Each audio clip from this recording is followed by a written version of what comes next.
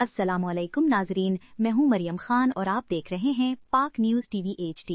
खबर शामिल करते हैं। रावलपिंडी की इंसदाद दहशतगर्दी अदालत ने अलीमा खान के खिलाफ 26 नवंबर एहतजाज के केस में फ्रीज किए गए शौकत खानम के 4 बैंक अकाउंट्स डीफ्रीज करने का हुक्म दे दिया।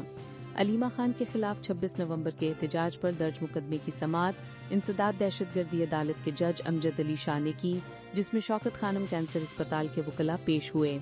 दौरान समाअत अदालत ने नमल यूनिवर्सिटी के अकाउंट भी डीफ्रीज करने का हुक्म दे दिया। प्रोसिक्यूटर जहीर शाह ने अदालत में कहा कि शौकत खानम अस्पताल के अकाउंट फ्रीज करने की कोई तहरीरी दरख्वास्त दायर नहीं की गई।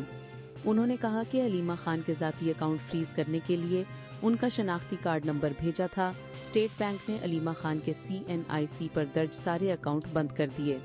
प्रोसिक्यूटर ने कहा कि प्रोसिक्यूशन को शौकत खानम और नमल यूनिवर्सिटी के अकाउंट डीफ्रीज करने पर कोई एतराज नहीं है।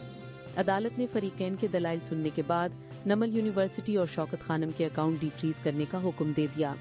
वाज़ेह रहे कि रावलपिंडी की इंसदाद दहशतगर्दी अदालत ने पेश न होने पर अलीमा खान का शनाख्ती कार्ड और पासपोर्ट जब्त करने का हुक्म दिया था।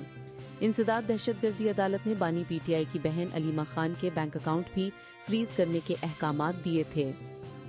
अब तक के लिए इतना ही। मजीद खबरों के लिए देखते रहें पाक न्यूज टीवी HD।